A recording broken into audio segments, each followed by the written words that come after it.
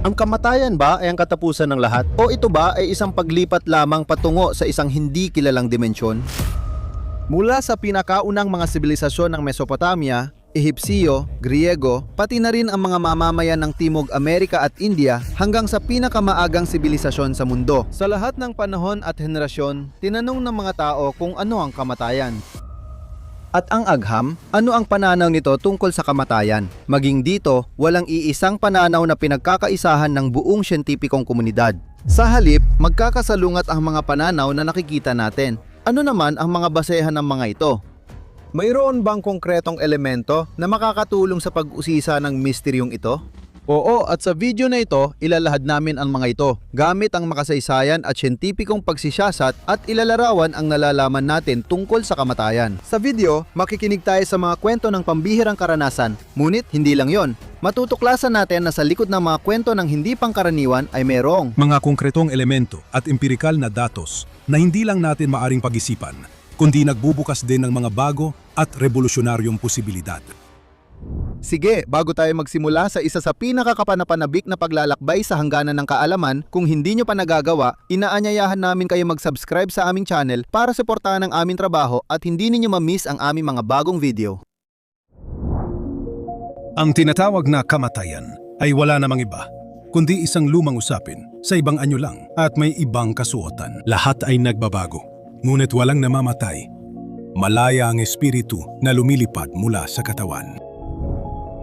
Ayon sa aklat ng mga patay, naniniwala ang mga sinaunang Ehipsyo na pagkalipas ng kamatayan, naglalakbay ang kaluluwa sa ilalim ng lupa at dumaraan sa huling paghuhukom bago makapasok sa kabilang buhay. Ang paghuhukom ay ginagawa ni Osiris na sinusubok ang yumao sa pamamagitan ng mahabang listahan ng mga kasalanan at ang katotohanan ay nalalaman sa pamamagitan ng pagtitimbang ng puso ng namatay sa isang timbangan na ang katapat ay isang balahibo. Hindi lang sinaunang Ehipsyo ang naniwala sa immortalidad ng kaluluwa. Sa sinaunang India, sinasabi na ilusyon lang ang pag-alis at pagdating dahil ang kaluluwa ay hindi umaalis o dumarating. Si Plato at ilang pilosopong Griego na maaring naimpluwensyahan ng silangang kultura ay naniniwalang immortal ang kaluluwa. Pero hindi lang Asya at silangan ang may ganitong ideya. Ang karamihan sa mga tribo sa Afrika, ang mga Aboriginal sa Australia at ang mga katutubo sa Hilaga at Timog Amerika ay may parehong paniniwala. Si Julio Cesar halimbawa ay sumulat sa De Bello Gallico.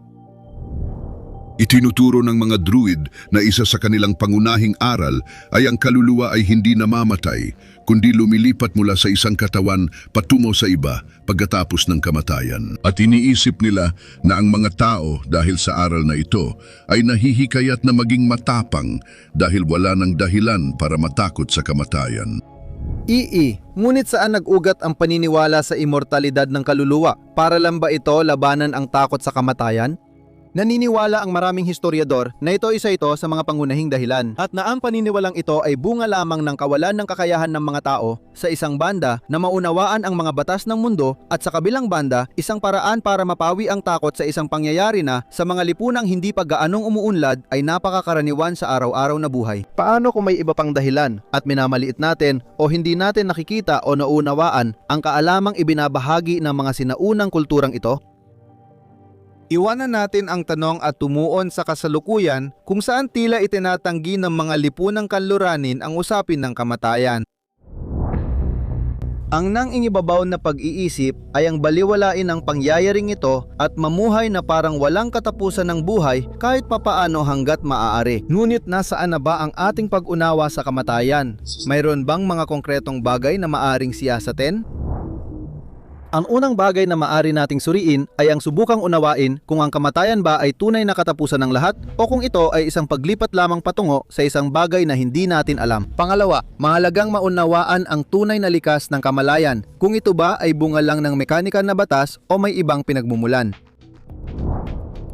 Simulan natin sa unang bagay. Malinaw na wala tayong mga patotoo ng mga tao na namatay at pagkatapos ay muling nabuhay.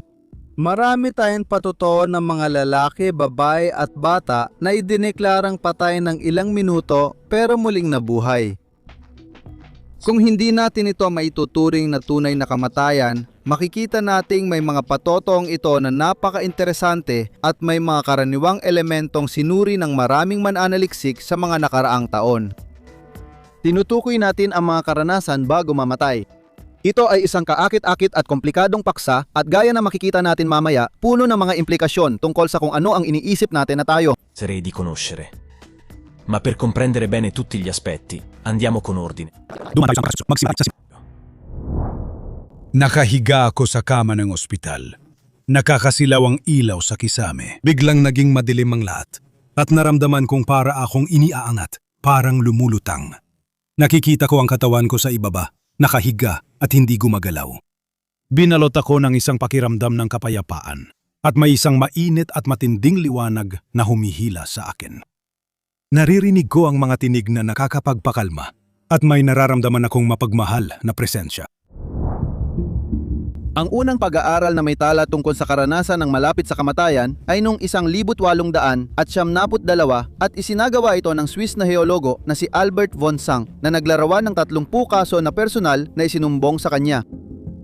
Kabilang dito ang mga kwento ng mga alpinistang nakaligtas sa halos ikamamatay na pagbagsak, mga salaysay ng mga sundalong nagtamo ng mga sugat na naglagay sa kanila sa panganib ng kamatayan noong digmaan, at mga patotoo ng mga karaniwang manggagawa na nahulog mula sa mga scaffolding o nakaranas ng malulubang aksidente.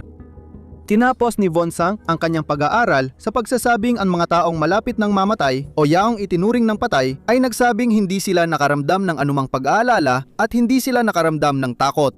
Sa halip ay naranasan nila ang katahimikan, pagtanggap at kapayapaan.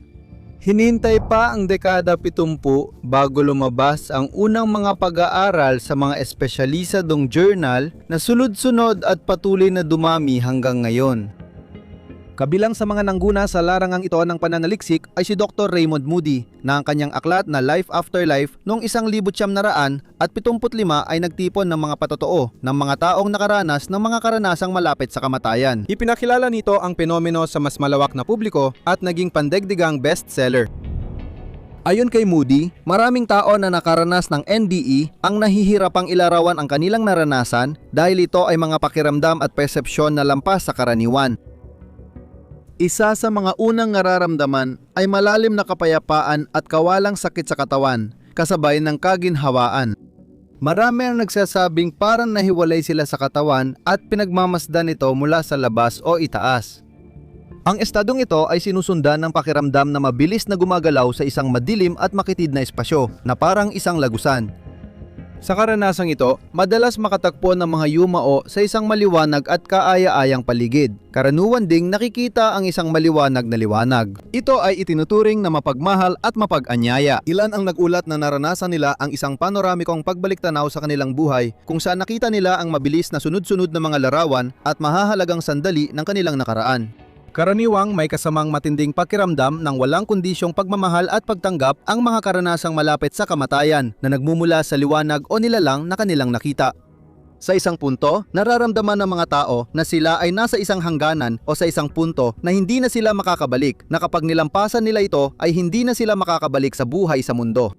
Kadalasang may desisyon o pakiramdam na kailangan nilang bumalik sa katawan kahit ayaw nilang iwan ang mapayapang kapaligiran. Sa huli, maraming tao pagkatapos ng karanasang ito ay nagsasabi na nagkaroon sila ng malalim na pagbabago sa kanilang pananaw sa buhay at sa lahat ng kanilang mga pinahahalagahan. Madalas silang nakakaramdam ng mas malalim na espiritualidad at malasakit na malaki ang epekto sa kanilang pamumuhay at pananaw sa mundo.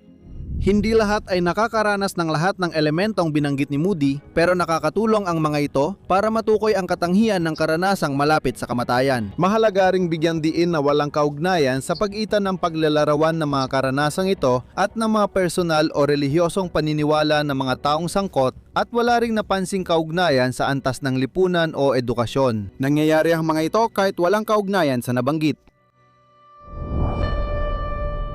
Isa sa mga madalas pag-aralan ay ang mga salaysay ng saksi tungkol sa labas sa katawang karanasan, kung saan detalyado nilang naikwento ang ginawa sa kanila para sila ay buhayin muli, pati mga pangyayaring hindi nila dapat alam. Mahalaga ang mga kwentong ito dahil maaari silang mapatunayan, kaya masusing iniimbestigahan ng mga mananaliksik. Sa maraming patotoo ng mga karanasang labas sa katawan, isang halimbawa ang kaso na inilarawan ng kilalang cardiologist na si Pim Van Lommel sa kanyang mahalagang pag-aaral tungkol sa mga karanasang malapit sa kamatayan at nailathala sa aklat na Coscienza Oltre la Vita. Bukod pa rito, nailathala rin ito sa iba't ibang artikulo sa siyentipikong journal na Lancet. Sa episode na ito, iniulat ni Van Lommel ang napatunayang patoto ng isang nurse mula sa coronary unit. Sa gabi ng kanyang duty, dinala ng mga tauhan ng ambulansya ang isang lalaking 44 na taong gulang na nasa koma. Pagka-admit niya sa coronary unit, binigyan siya ng artipisyal na bentilasyon gamit ang bag at maskara. Ipinagpatuloy ang cardiac massage at dinefibrillate ang pasyente. Abang naghahanda akong mag-intubate, napansin kong may pustiso ang pasyente. Bago ko siya iintubate, inalis ko ang pustiso sa itaas at inilagay ito sa emergency cart. Pagkalipas ng mga 90 minuto ang pasyente ay may maayos na tibok ng puso at sapat na presyon, kaya inilipat siya sa intensive care unit. Pagkalipas ng mahigit 1 linggo ng koma, bumalik ang pasyente sa coronary care unit at nakita ko siya nang dumaan ako para sa mga dressing. Pagkakita niya sa akin, sinabi niya, "Oo, pero alam niyo ba kung nasaan ang pustiso ko?" Napanganga ako sa gulat. Sinabi niya, "Oo, nandoon kayo noong dinala ako sa ospital. Kinuha niyo ang pustiso ko at inilagay sa trolley. Nasa ibabaw lahat ng bote at nilagay niyo sa sliding drawer." Talagang nagulat ako dahil naalala ko na nangyari ito habang ang pasyente ay nasa malalim na koma at nire-revive pa siya. Matapos ang mas maraming tanong, nalaman kong nakita ng pasyente ang sarili niyang nakahiga sa kama at pinapanood mula sa itaas ang mga nurse at doktor na nire-revive siya. Mahalaga rin ang mga karanasan sa labas ng katawan ayon sa mga saksi na may diferensya sa paningin o bulag mula pagkasilang. Sinabing nakita nila ang nangyayari sa kanila tulad ng saksi na si Vicky na binanggit sa aklat ni Ring at Cooper. Noong 1973 si Vicky, isang dalagang 23 taong gulang na bulag mula pagkasilang, ay naaksidente sa kalsada at naihagis palabas ng sasakyan na kanyang sinasakyan. Ang bali sa bungo at iba pang pinsala ang nagdulot agad ng koma sa kanya. Ang babae, kahit siya ay bulag, ay nagawang makita at makilala ang nawasak na sasakyan sa aksidente at nailarawan pa ito ng detalyado. At kalaunan, habang nasa operating room, hindi lang niya nakita ang kanyang katawan, kundi nailarawan din niya ng detalyado ang lahat ng nangyari sa kanya. Hindi ko pa naranasan makakita ng kahit ano, ni ilaw, anino, o iba pa. Maraming tao ang nagtatanong sa akin kung itim ba ang nakikita ko. Hindi ako nakakakita ng itim. Wala talaga akong nakikita. Naalala ko nung nasa ospital ako. Nakakatakot kasi hindi ako sanay. At ngayon ko lang naranasan iyon. Nakilala ko ang aking rosaryo at ang aking buhok at naisip ko, yung nakahiga doon ay katawan ko. Patay na ba ako o ano? Samantala, ang mga doktor at nurse ay abalang-abala sa paligid ng katawan ko at paulit-ulit nilang sinasabi, hindi namin siya maibalik. Pero hindi dito nagtatapos ang kwento ni Vicky. Sabi niya, narinig niya ang tunog ng maliliit na kampanilya at pagkatapos ay parang lumipad siya lampas sa kisame ng ospital at pagkatapos ay parang hinila siya papunta sa isang liwanag. Sa sandaling yon, naramdaman niyang dinala siya sa ibang mundo kung saan sinalubong siya ng ilang kakilala na namatay ilang taon na ang nakalipas at pagkatapos makipag-usap sa kanila, ibinalik siya sa kanyang katawan. Ang katotohanan na isang babaeng bulag mula kapanganakan at hindi nabuo ang bahaging paningin ng kanyang cerebral cortex ay nakakakita ng mga tao at ng mga bagay sa paligid, malinaw na nagtataas ng tanong kung paano ito posible. Susubukan nating sagutin ang tanong sa dulo ng video. Una, kailangan nating alisin ang ilang karaniwang pagtutol. Kapag pinag-uusapan ang mga karanasan ng malapit sa kamatayan, marami ang nagsasabi na ang mga ito ay mga karanasang naitala lamang kamakailan dahil ito ay bunga ng ating pinahusay na kakayahan sa larangan ng kalusugan at ng mga teknik at paggamit ng mga gamot sa panahon ng maselang yugto ng resuscitasyon. Ngunit, hindi ito lubos na totoo. Ang mga tinatawag nating karanasan ng malapit sa kamatayan na yon ay naitala na mula pa noong sinaunang panahon kahit na may iba-ibang pangalan at makikita natin ang mga bakas nito sa lahat ng kultura sa buong mundo.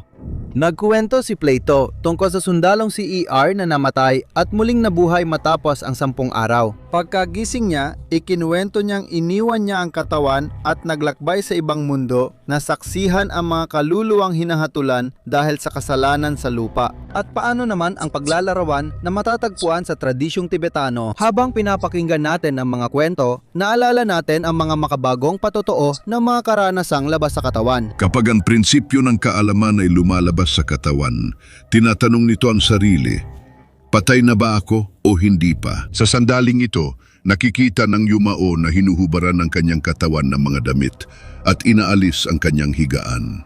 At maaari niyang marinig ang pag-iyak at pagdadalamhati ng mga kaibigan at kamag-anak. Ngunit kahit na nakikita at naririnig niya sila, hindi naman siya naririnig ng mga ito. Sa puntong yon, ang mga tunog, mga ilaw at mga sinag, lahat ng tatlong ito ay nararanasan. Isa pang karaniwang pagtutol sa pagiging totoo ng mga karanasang ito ay sinasabing bunga lang ito ng guni-guni o pagbabago sa otak dahil sa trauma at gamot sa pagbibigay buhay. Ayon sa mga pag-aaral, nagaganap ang mga karanasang malapit sa kamatayan habang nasa yugto ng klinikal na kamatayan ng tao, hindi bago o pagkatapos ng cardiac arrest. Mahalaga ang pagtukoy sa eksaktong sandali dahil inaalis nito ang anumang ibang posibilidad maliban sa ang karanasan sa primorte ay naganap noong wala ng anumang paggana ang otak. Kung kaya at kung magsisimula tayo sa palagay na ang kamalayan ay produkto ng utak, sa sandaling tumigil na ito sa pagpapakita ng anumang senyales ng paggana, imposible nang magkaroon ng anumang senyales ng kamalayan. Ayon sa pag-aaral sa tao at hayop, kapag may induced na cardiac arrest, nawawala agad ang aktibidad ng cerebral cortex at brainstem kaya nawawalan ng malay sa ilang segundo. Ang unang senyales ng kakulangan ng oxygen sa utak ay lumalabas 6 na segundo matapos ang cardiac arrest. Kapag hindi agad bumalik ang tibok ng puso, ang pagkawala ng electrical activity sa cerebral cortex ay nadudulot ng flat na electroencephalogram na ibig sabihin ay walang aktibidad. Maari nating ihambing ang otak sa isang computer na tinanggalan ng saksakan, lahat ng mga circuit nito ay hindi gumagana at hanggat hindi ito muling nabibigyan ng kuryente, hindi ito makakagawa ng anumang operasyon. Ang kaibahan nga lang, ang isang utak na hindi nabibigyan ng kuryente sa loob ng ilang minuto ay magkakaroon ng matinding pinsala. Kapag may cardiac arrest, hindi agad ginagawa ang electroencephalogram dahil abala ang mga doktor sa resuscitation at madalas hindi ito sa ospital kundi sa mahirap abutin na lugar. Pero may ilang eksepsyon. May mga dokumentadong kaso kung saan ang pasyenteng inatake sa puso ay sabay na sinusuri ang paggana ng utak. Halimbawa, nangyayari ito sa ilang operasyon sa utak. Kung ang pasyente ay makaranas ng near-death experience sa ganitong operasyon, maaari nating makuha ang detalyadong larawan ng paggana ng kanyang utak. Ang pinakasikat na kasong ganito ay ang kay Pamela Reynolds, isang kasong umani ng maraming pantatalo at tatalakayin natin ngayon ng mas detalyado. Si Pamela, 35 taong gulang ay sumailalim sa CT scan na nagpakitang may malaking aneurysm sa ugat ng otak malapit sa brainstem. Ang aneurysm ay parang lubo sa mahinang daluyan ng dugo. Kapag pumutok ito, nagkakaroon ng pagdurugo sa utak na maaaring magdulot ng kamatayan. Napakababa ng tsansa ni Pamela na mabuhay. Ang operasyon para malutas ang problema ay napakakomplikado at napakadelikado. Nagpasya pa rin ang neurokirurgong si Robert Spetzler ng Barrow Neurology Institute sa Phoenix na gawin ang lahat at operahan siya. Ang nangyari habang delikado ang kanyang kaligtasan. Ang temperatura ng katawan ni Pamela ay ibinaba sa 10 degrees at ikinabit siya sa isang heart lung machine dahil sa pagkawala ng aktibidad ng puso na palaging nangyayari sa mga kaso ng hypothermia. Ang hypothermia ay sinadya upang maprotektahan ang mga selula ng otak dahil sa panahon ng operasyon para magawang operahan ng aneurysm, lahat ng dugo sa kanyang ulo ay aalisin. Ang electrical activity ng brainstem at cerebral cortex ay binabantayan sa lahat ng yugto ng operasyon. Ang operasyon ay tumatagal ng humigit kumulang 6 na oras at ito ay naging matagumpay. Pagkagising ni Pamela, laking gulat ng medical staff nang ikwento niya ang isa sa pinakamalalim na near-death experience na naitala. Heto ang kanyang kamanghamanghang kwento. Hindi ko maalala ang operating room. Hindi ko maalala si Dr. Spetzler. Kasama ko ang isa niyang assistant. Pagkatapos ay wala na akong maalala. Hanggang sa may narinig akong tunog. Hindi maganda ang tunog. Parang nasa klinika ako ng dentista. Naalala ko na may kirot sa tuktok ng ulo ko. At parang lumabas ako doon sa hindi ko maintindihan. Habang lalo akong lumalayo sa katawan ko, lalo ring luminaw ang imahe. Naalala kong nakita ko ang maraming bagay sa operating room nang tumingin ako pababa. Ganap akong mulat. Naisip ko na kakaiba ang paraan ng pag-ahit nila sa ulo ko. Sinisigurado ko. Inaasahan kong aahitin nila lahat ng buhok ko. Pero hindi nila ginawa. Parang nakaupo ako sa balikat ni Dr. Spetzler sa isang metaphorical na paraan. Naalala ko yung instrumento sa kamay niya. Parang hawakan ng sipilyo ko sa ngipin. Malinaw ko ring naalala ang isang boses ng babae na nagsabi, "May problema tayo. Masyadong maliit ang mga ugat niya." At pagkatapos ay isang boses ng lalaki na nagsabi, "Subukan mo sa kabila." May naramdaman akong presensya kaya napalingon ako. Doon ko nakita ang isang maliit na tuldok ng liwanag, parang ulo ng aspile. Nagsimulang hilahin ako ng liwanag, pero hindi laban sa aking kagustuhan. Naramdaman ko talaga na para akong umaakyat pataas. Ang pakiramdam ay parang sumasakay ako sa isang napakabilis na elevator. Napansin ko na nagsisimula na akong makakita ng iba't ibang mga anyo. Nakita ko ang maraming kakilala at iba pang di ko kilala. Ngunit alam kong may koneksyon pa rin ako sa kanila. Lahat ng taong nakikita ko ay parang nasa pinakamagandang anyo ng buhay nila. Nakita ko ang tito kong si Jen. Malapit ako sa kanya dahil marami siyang itinuro sa akin. Hindi nila ako pinayagang magpatuloy. At sinabi nila sa akin na kung magpapatuloy ako papunta sa liwanag, may mangyayari sa akin sa pisikal na katawan ko. At hindi na nila ako maibabalik pa sa katawan ko. Gusto kong pumunta sa liwanag, pero gusto ko ring bumalik dahil may mga anak pa akong kailangang palakihin. Tinanong ko kung ang liwanag na iyon ay si Diyos. At sinagot nila ako, "Hindi, ang Diyos ay hindi ang liwanag. Ang liwanag ay ang nangyayari kapag huminga ang Diyos." Naalala kong naisip ko, nasa hininga ako ng Diyos. Ang tito ko ang nagbalik sa akin.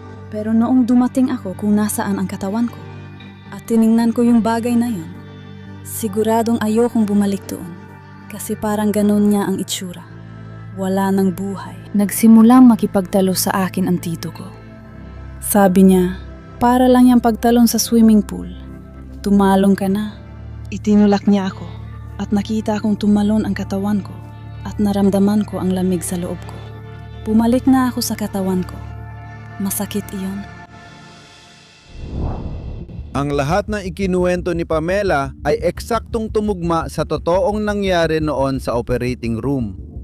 Ito ang sinabi ni Dr. Spetzler.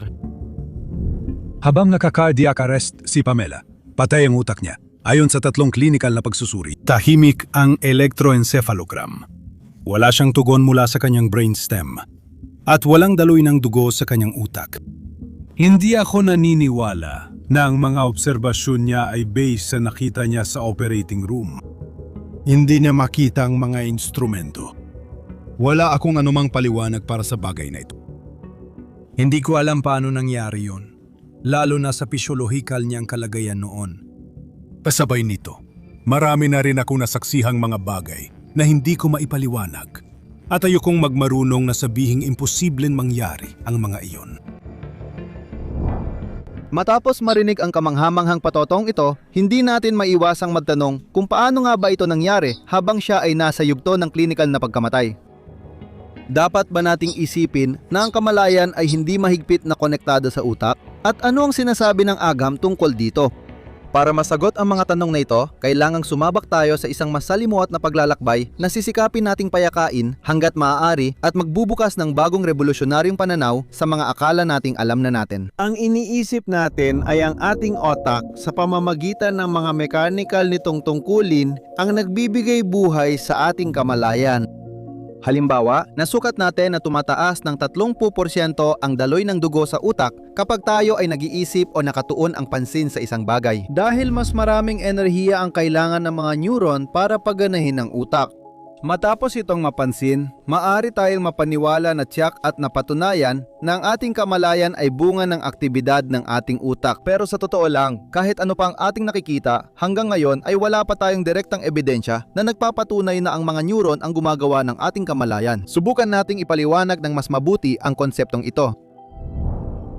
Matagal nang sinusuri ng siyentipiko kung saan sa utak matatagpuan ang mga alaala at kamalayan. Ang panimulang palagay ay laging iniugnay ang aktibidad ng ilang bahagi ng otak sa parehong pag-iisip at emosyon. Ngunit hindi naging positibo ang resulta ng pananaliksik na ito. Ngayon, alam natin na may koneksyon sa pagitan ng aktibidad ng otak at kamalayan at maaring pagganahin nito ang maraming bahagi ng otak, pero hindi nito tinutukoy ang tunay na sanhi. Ang aktibidad ng otak ay parang paraan ng pag-encode ng impormasyon gaya ng radyo. Pwede nating hanapin ang mga istasyon ng radyo sa pag-ikot ng dial para sa frequency. Pero hindi nito naaapektuhan ang programang nilalaman ng radyo. Sa ganitong pananaw, ang pag-activate ng bahagi ng otak ay hindi nagpapaliwanag ng iniisip at emosyon. Nasusukat lang natin ang ugnayan ng mga aktibidad sa otak at may malay na karanasan. Sinulat ito ng pilosopo at neuroscientist na si Alva Noe sa isang libro niya. Ang paniniwalang tayo ay ang ating utak ay hindi pinag-aralan ng mga siyentipiko, kundi isang pagkiling o prekonsepto. Hindi kailanman pinagdududahan na ang kamalayan ay nagmumula sa utak. Ito ay isang malinaw na panimulang palagay. Ngunit ngayon, mayroon tayong lahat ng dahilan para tanggihan ang pagkiling na ito. Isang pangyayari na naging usap-usapan sa mundo ng agham ay ang iniulat sa isang artikulong inilathala sa prestihiyosong siyentipikong magasina Science na may mapanghamong pamagat na talaga bang kailangan ang iyong utak? At naglalahad ng isang tunay na kakaibang kaso. Ang brain scan ng isang binatang nagtapos ng matematika at may IQ na 100 at 26 mas mataas sa karaniwan. Ipinakita na 75% ng kanyang bungo ay napuno ng cerebrospinal fluid at ang kanyang cerebral cortex ay may kapal na 2 sentimetro lamang. Ang natitirang bigat ng kanyang otak ay tinatayang nasa 100 gramo kumpara sa 1,000 hanggang 1,500 gramo ng isang normal na utak. Gayunpaman, kahit ano pa man, nanatiling normal ang tungkulin ng kanyang otak na humantong sa isang di maiiwasang pagninilay. Lahat ng impormasyon at ang panandalian at pangmatagalang alaala, lahat ng emosyon at mga iniisip ng batang ito, saan nga ba pisikal na naimbak kung ang kanyang utak ay napatunayang napakaliit ng sukat? Posible kayang ang sagot ay nakadepende lang sa plasticity ng otak. Ibig sabihin, sa kakayahan nitong mag-adapt at bumuo ng mas epektibong koneksyon sa harap ng mga pagbabagong estruktural? O dapat ba nating isipin na ang alaala at mga iniisip ay hindi talaga pisikal na matatagpuan sa mismong utak, kundi meron silang ibang kinalalagyan? Bago sagutin ang mga tanong, balikan muna natin ang mga karanasang malapit sa kamatayan. Ibinahagi ng mga saksi na muli nilang naranasan ang kanilang buhay na parang dumadaan ito sa harap ng kanilang mga mata.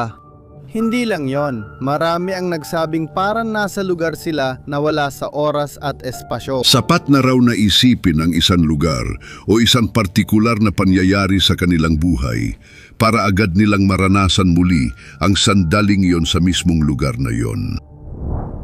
Bukod pa rito, iniulat ng mga saksi na malakas nilang naramdaman na parang ang lahat ay konektado sa isa't isa sa isang mahigpit na ugnayan. Sa mga oras na yon, tila alam ng isipan ng lahat sa isang dimensyong walang oras at espasyo. Sa sandaling iyon, naunawaan ko kung bakit ako naroroon, kung bakit ako nagkasakit, at sa pangkalahatan ay naintindihan ko kung ano talaga ang buhay.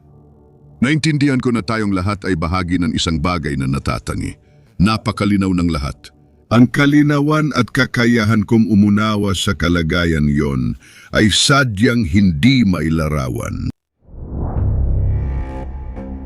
Kung iugnay natin ang mga elementong ito sa kasalukuyan nating kaalamang siyentipiko, partikular ng kakayahang mapunta agad sa isang tiyak na lugar at ang pakiramdam ng likas na koneksyon sa lahat ng bagay, ano ang pumapasok sa isipan mo? Hindi mo talaga maiwasang maisip ang pisikang quantum at revolusyonaryong mga konsepto nito.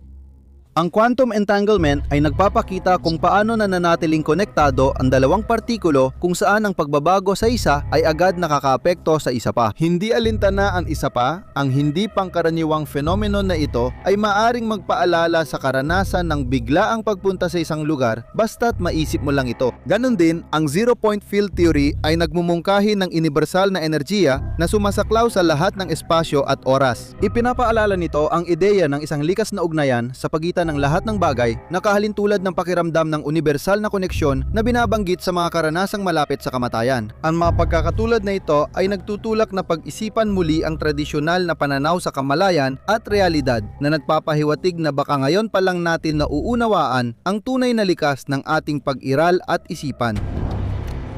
Isipin natin na ang utak ay parang telebisyon. Ang telebisyon ay tumatanggap ng signal at ginagawang larawan at tunog para mapanood at mapakinggan natin ang mga palabas. Gayunpaman, ang nakikita natin sa screen ay hindi mismo mula sa loob ng telebisyon. Imbes, mula ito sa panlabas na istasyon ng telebisyon gamit ang mga along elektromagnetiko. Pwede rin nating ituring ang utak bilang tagatanggap o decoder ng mga signal ng kamalayan, hindi bilang ang gumagawa ng kamalayan mismo.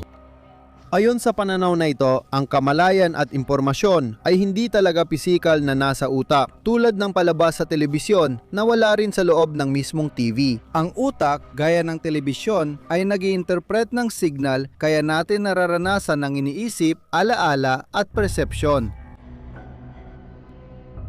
Isipin ninyo na ang kamalayan ninyo na karaniwang nakatune sa kasalukuyan gamit ang utak ay pansamantalang humiwalay sa pisikal na estado. Sa panahon ng isang karanasan bago ang kamatayan, para bang pinatay o inalis sa saksakan ng telebisyon mula sa normal nitong pinagkukunan ng kuryente na nagbibigay daan sa kamalayan na mag-tune in sa ibang channel o estado ng pag-iral.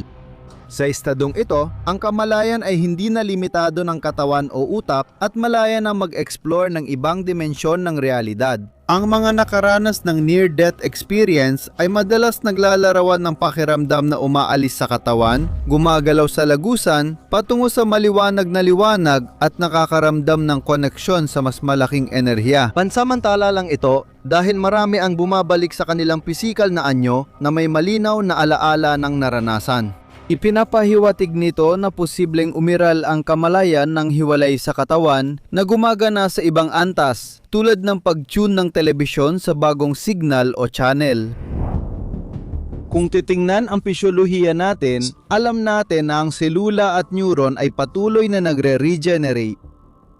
Ang cellular regenerasyon ay mahusay na naidokumento. Halimbawa, ang balat ay napapalitan kada 2 linggo, samantalang ang atay ay nagre-regenerate tuwing 6 na buwan.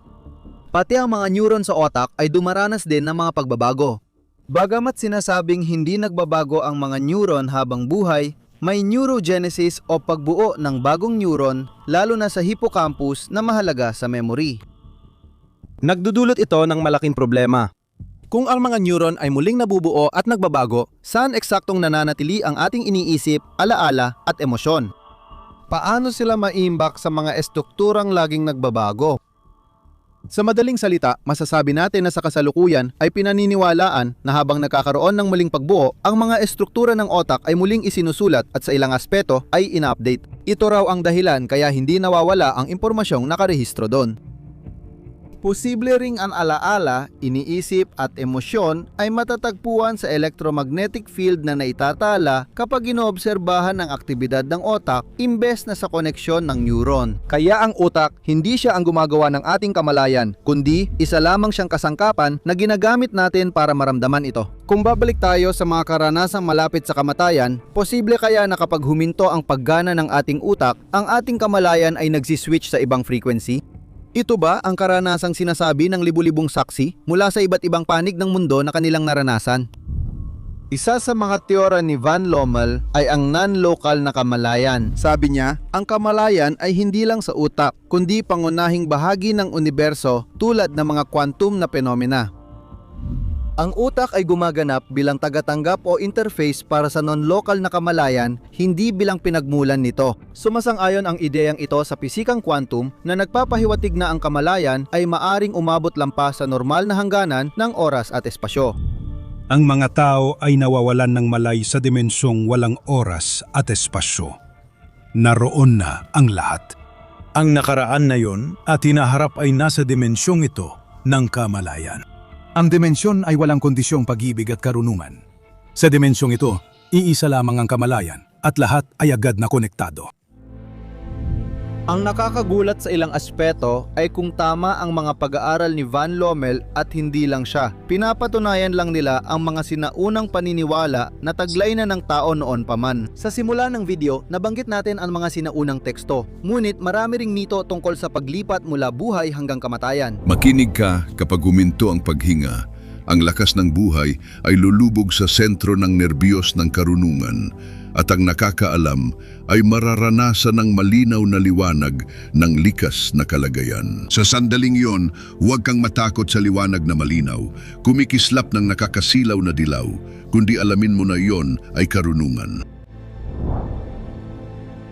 Paano kung ang sagot sa pinakamalaking palaisipan ng tao ay nasa isang matandang tradisyon na nakalimutan natin ang pinagmulan, ngunit sa iba't ibang anyo ay laging nasa harap natin? Siyempre, wala tayong tiyak na sagot dito. Pero gaya ng nakita natin sa video, maraming palatandaan na dapat pang imbestigahan at pag-aralan. Ngayong narating na natin ang puntong ito, talagang interesado kaming malaman ang inyong opinyon o mga karanasan tungkol sa paksang tinalakay nating ngayon. Isulat ninyo sa mga komento kung anong inyong palagay. At kung nagustuhan ninyo ang video, huwag kalimutang mag-subscribe sa channel para suportahan ang aming trabaho. Hanggang sa susunod na kwento!